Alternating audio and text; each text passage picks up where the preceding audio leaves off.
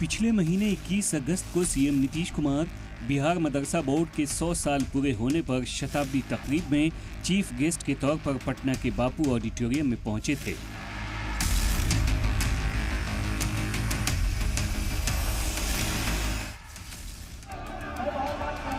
इसी दरमियान पहले तो नीतीश कुमार को टीचर्स के एक ग्रुप की मुखालफत झेलनी पड़ी थी। 14 साल से सिर्फ चाट में जांच करवाया जा रहा है। कभी शिक्षा विभाग, कभी मदरसा बोर्ड, कभी शिक्षा विभाग, कभी सचिवालय, कभी हाईकोर्ट। कब तक ये जांच के नाम पे ढकता रहेगा मुसलमानों को? यही मुसलमानों के साथ इंसाफ है। वहीं एक और नजारा देखने को मिला जिसने बिहार की सियासत को बड़ा मैसेज दे दिया। इस वीडियो को गौर से देखिए, जिसमें नजर आ रहा है कि वजीर जमा खान नीतीश कुमार को टोपी पहनाने के लिए जैसे हाथ आगे बढ़ाते हैं, नीतीश उनका दोनों हाथ पकड़कर टोपी ले लेते हैं और उसे वापस जमा खान को पहना देते हैं। यानी खुद को सेकुलर लीडर का दावा करने वाले नीतीश कुमार मुस्लिम टोपी पहनने से इनकार कर देते हैं। मुसलमानों की सभा बनाकर कह रहे हैं कि हम आपके साथ हैं। जो इंसान टोपी में वो सेकुलर क्लास है। ये बीजेपी में जाकर लोगों को मूर्ख बना रहे हैं, बाकी कुछ नहीं। इन्होंने अपना अंत भला कर दिया, लेकिन मुसलमानों को टोपी पहनने से इनकार किया और वो टोपी जमा खान को पहना दिया। दरअसल अब नीतीश कुमार बीजेपी के साथ इत्तेहाद में रहते हुए भी अपनी सेकुलर छवि को बचाकर चलते रहे हैं। लेकिन जब नीतीश कुमार ने टोपी खुद न पहनकर अपने वजीर जमा खान को पहना दिया तो सियासत में नई चर्चा छिड़ गई। मुसलमान इसके कई मायने निकाल रहे हैं जो नीतीश कुमार के वोट बैंक पर भी असर डाल सकता है।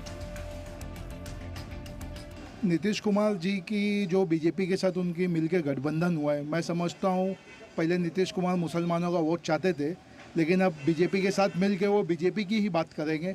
मुझे लगता है कि जो नीतीश कुमार का असली चेहरा था वो आज सामने आ गया।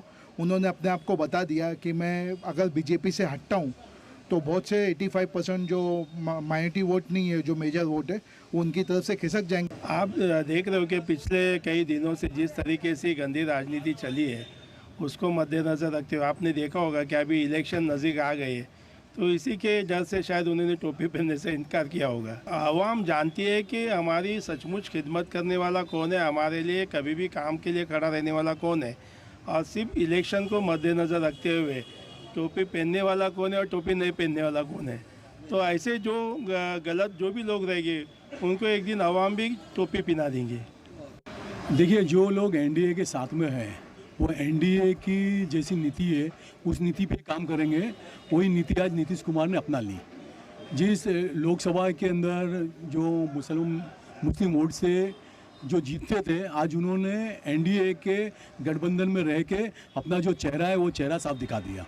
अब ये बिहार की जनता को सोचना है कि जो बहरूपी होते हैं उनके साथ में कैसा सलूक किया जाना चाहिए। अब आपको नीतीश कुमार का एक पुराना बयान सुनवाते हैं। बात 2013 की है, जब नीतीश कुमार ने नरेंद्र मोदी पर हमला करते हुए कहा था कि मुल्क को चलाने के लिए सबको साथ लेना होगा, सबको जोड़ना होगा, गले लगाना होगा, कभी टोपी भी पहननी पड़ेगी तो कभी तिलक भी लगाना पड़ेगा। देश को चलाने के लिए सबको साथ लेना होगा, सबको जोड़ना होगा, गले मिलना होगा, कभी टोपी भी पहननी पड़ेगी, कभी तिलक भी लगाना पड़ेगा। जो नीतीश कुमार मुल्क को चलाने के लिए सबको साथ लेकर चलने की बात कर रहे हैं, टोपी पहनने और तिलक लगाने की बात कर रहे हैं, वही नीतीश कुमार खुद टोपी पहनने से बचते नजर आते हैं। क्या ये इत्तेफाक है या फिर बीजेपी के साथ रहने की सियासी मजबूरी? आज ये बहस फिर से इसलिए हो रही है क्योंकि बिहार की राजधानी पटना के फुलवारी शरीफ में मौजूद खानकाए मुजीबिया से नीतीश कुमार की एक नई तस्वीर सामने आई है, जिसमें वो मुस्लिम टोपी पहने नजर आ रहे हैं। नीतीश कुमार ने सोशल मीडिया एक्स पर अपनी मुस्लिम टोपी पहने एक तस्वीर शेयर की और लिखा है कि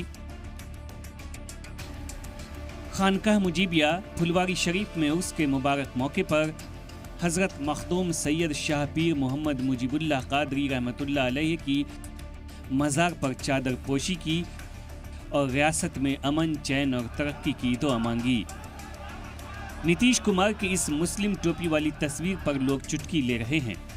बिहार में इलेक्शन कमीशन के जरिए कराए जा रहे SIR यानी स्पेशल इंटेंसिव रिवीजन और मोदी हुकूमत के जरिए लाए गए वक्फ कानून को लेकर बिहार का मुसलमान पहले ही नीतीश कुमार से नाराज चल रहे हैं। मुस्लिम टोपी पर अपोजिशन ने जहां नीतीश कुमार पर निशाना साधा तो वहीं JDU डैमेज कंट्रोल करने में लग गई। सत्ता के लिए, स्वार्थ के लिए नीतीश कुमार जी किसी हद तक जा सकते हैं।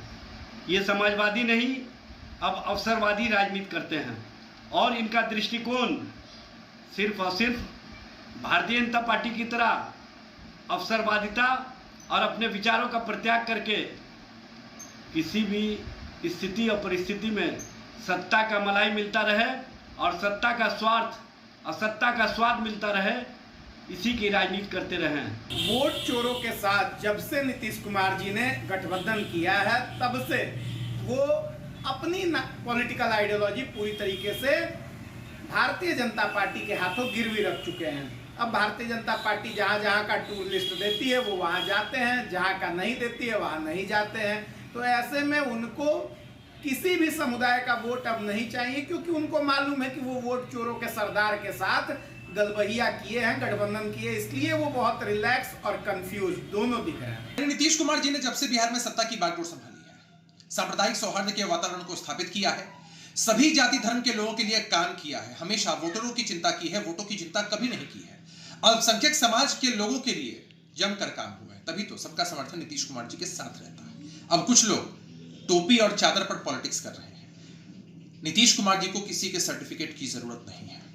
हर जाति, हर धर्म और हर समुदाय के लोगों के कार्यक्रमों में वो शिरकत करते हैं और गर्मजोशी से लोग उनका स्वागत करते हैं। इसी बात की ईर्ष्या हमारे विपक्ष के साथियों को रहती है, तभी इस तरह के फालतू मुद्दों को उठाते रहते हैं। शायद यही वजह है कि बिहार के सियासी माहौल में नीतीश कुमार पहले टोपी से इनकार करते हैं, फिर अपोजिशन के निशाने पर आने के बाद मुस्लिम टोपी पहनकर मजार पहुंचते हैं।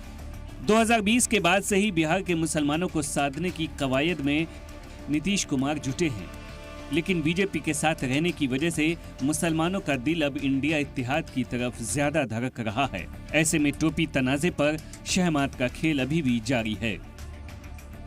ब्यूरो इनपुट के साथ सलाम टीवी के लिए नदीम अहमद की रिपोर्ट।